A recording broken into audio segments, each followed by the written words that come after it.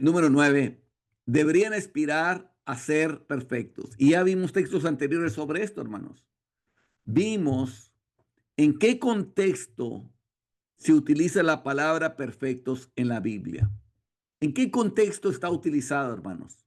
En el contexto de que debemos amar a tanto a los que nos aman como a los que no los aman igual. Que debemos ser buenos como Dios, que hace salir su sol sobre malos y buenos y que hace llover sobre justos o injustos. En ese contexto está hablando Dios de que seamos perfectos. Así es lo que dice la palabra de Dios. Lo voy a leer. Mateo 5:38 en adelante. Oíste que fue dicho ojo por ojo y diente por diente. Pero os digo, no resistáis al que es malo. Antes a cualquiera que te hiere en la mejilla derecha, vuélvele también la otra. Y al que quiera ponerte a pleito y quitarte la túnica, déjale también la capa. Y a cualquiera que te obligue a llevar carga por una milla, ve con él dos. Al que te pida, dale. Y al que quiera tomar de ti prestado, no se lo rehuses. Oíste que fue dicho, amarás a tu prójimo y aborrecerás a tu enemigo. Esta es la parte que le estoy hablando. ¿Cuál es el mandamiento? Amarás a tu prójimo y aborrecerás a tu enemigo. Ahora, es fácil amar a tu prójimo que te ama, pero es difícil amar a la persona que te aborrece a ti. Entonces, ¿cuál es el mandamiento? Pero yo os digo, amad a vuestros enemigos, bendecid a los que os maldicen, haced bien a los que os aborrecen y orad por los que os ultrajan y os persiguen. Verso 45, fíjense lo que dice, para que seáis hijos de vuestro Padre que está en los cielos.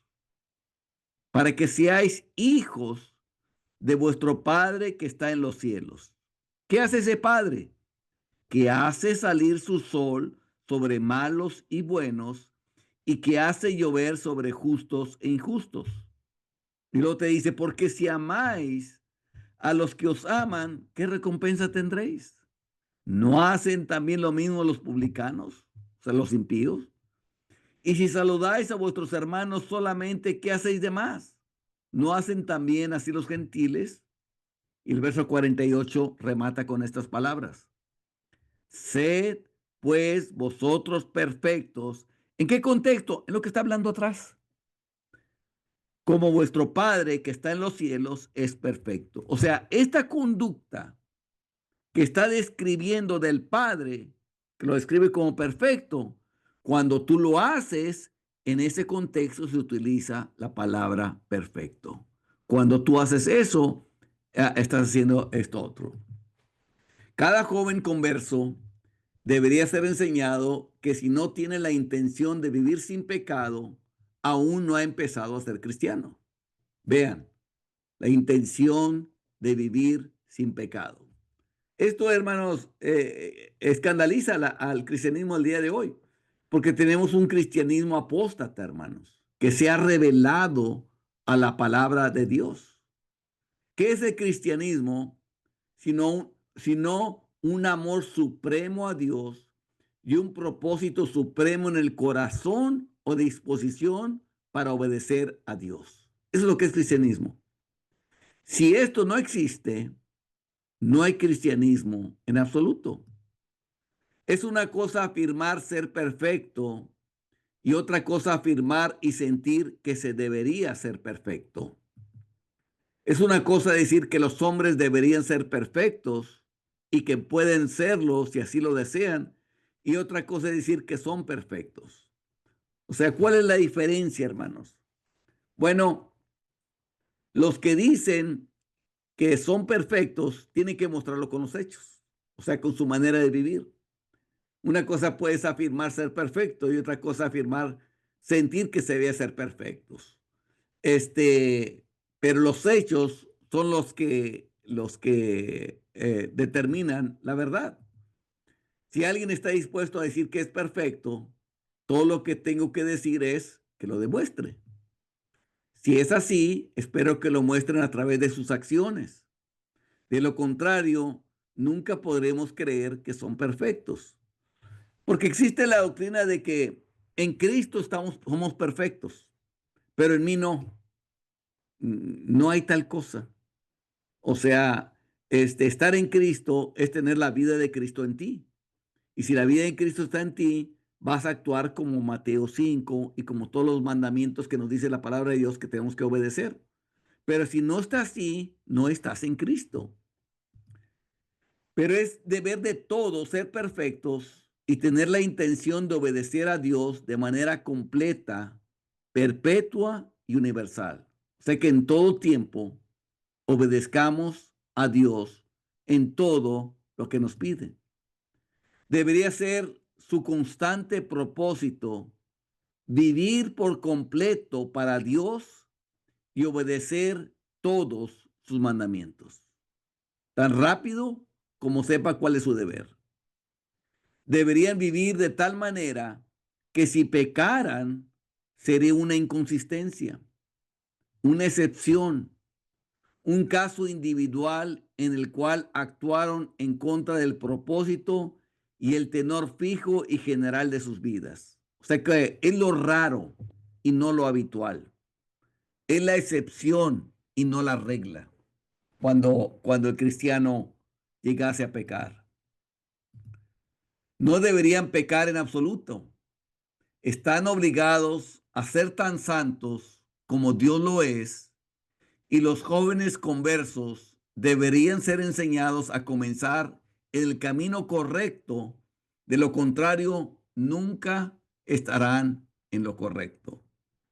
Eh, Hermanos, cuando yo empecé por la palabra pensando de esta manera, pero cuando empecé a recibir estudios de la Biblia, haz de cuenta que me empezaron a tratar de demoler toda esta doctrina, diciéndome que era lo más normal que pecaras.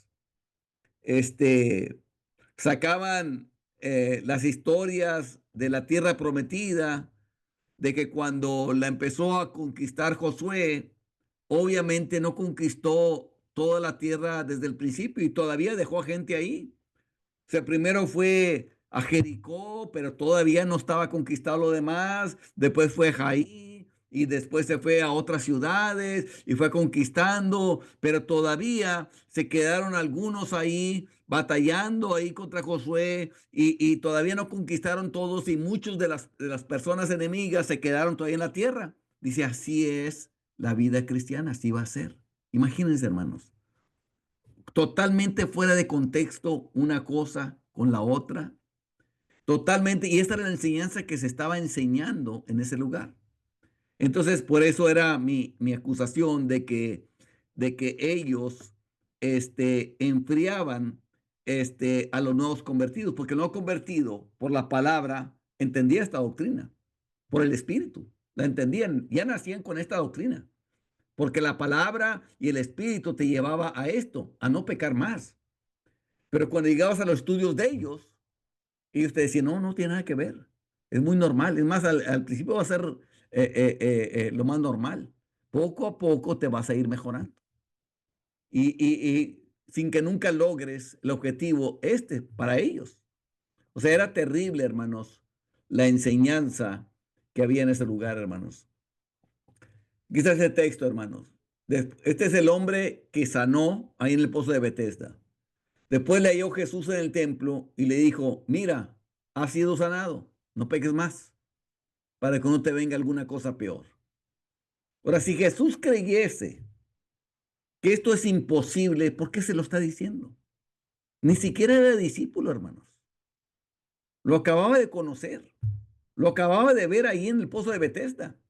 El hombre estaba esperando que bajara un ángel para él bajar al principio, pero obviamente pues era paralítico, no podía caminar, otros llegaban antes que él. Y él, sabiendo que tenía mucho tiempo ahí, lo sana Jesús. ¿Y qué le dice? Lo hay en el templo, le dice, mira, has sido sanado, no peques más para que no te venga alguna cosa peor. Le dice eso, ¿por qué? Porque sabía que se podía hacer. Ella dijo, ninguno. Señor, entonces Señor. Entonces Jesús le dijo, ni yo te condeno. Vete y no peques más. Esta es la mujer que fue sorprendida en el acto de adulterio, hermanos. Otra vez de nuevo, si realmente no se puede dejar de pecar, hermanos, ¿por qué Jesús está dando una instrucción en contra de lo que Dios ha mandado? O en contra de la naturaleza misma. No peques más. Obviamente, porque sí se puede dejar de pecar, hermanos. Todas esas enseñanzas que estaban dando ahí no tienen relación con la vida del cristiano. Nunca en la Biblia nos dice, para empezar, está hablando eso en el antiguo pacto, hermanos. En el antiguo pacto, de todos vivían bajo el antiguo pacto, y en el antiguo pacto eso existía. Pero el nuevo pacto se hizo porque el antiguo pacto no podía llevar al hombre a la obediencia. El nuevo pacto sí lo puede llevar al hombre a la obediencia porque ahora el Espíritu vive dentro del creyente. Esa es la diferencia entre el nuevo pacto y el antiguo pacto. Dice, puesto que Cristo ha padecido por nosotros en la carne, vosotros también armaos del mismo pensamiento. Pues quien ha padecido en la carne, terminó con el pecado. Pues quien ha padecido en la carne, terminó con el pecado. Esta es la palabra de Dios, hermanos. Esta es la enseñanza de la palabra, hermanos. Esto es lo que se pensaba, hermanos, lo que se piensa. Esta es la verdad, hermanos. Entonces, cuando tú enseñas al nuevo convertido, cuando está recién convertido, y tú le enseñas eso, estas verdades solamente lo nutre, porque él ya viene con esas verdades. Cuando se convirtió, a leer la palabra y por el Espíritu, él ya entiende eso. Todavía no sabe dónde están en la Biblia. Todavía no los ha encontrado. Pero él entiende eso por la palabra que él ha recibido, porque ha sido salvo. Entonces, cuando tú le enseñas estas palabras, no, hombre, lo nutres por dentro, lo nutres en lo espiritual.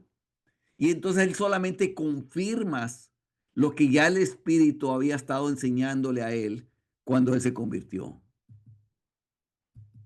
Te lo digo eso para que no tengan temor de decirle estas cosas, hermano.